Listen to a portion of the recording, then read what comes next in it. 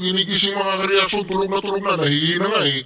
Kawawa nga yun eh, kawawa mga kareaksyon. Lahat po ay naawa sa taong yan dahil sa alagang 5,000 bubuwis ng kanyang buhay dyan na sa napakainit, napakahaba ng pila, napakatagal po. Umaga, madaling araw, pipila, hindi pa mabibigyan kasi wala yung pangalan. Mga reaksyon, itong katarantaduhan talaga ng administrasyong bangag na ito, hindi talaga... Ang pagbigay na ayuda, dapat hindi pinapayaran ng tao. Hindi ka tulad ng nakarang presidente, pag nahihirapan ng tao, gagawa sila ng paraan. Isak muna natin, gawa tayo ng paraan para mapadali. Driving. Nang umaga. Hanggang ngayon. Hindi pa nakukuha yung 5,000. Hindi pa.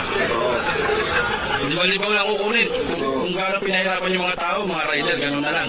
Hindi nila naisip yun. Basta ang inisip lang nila, nagbigay kami ng ayuda, tapos na yun. So, ibig sabihin,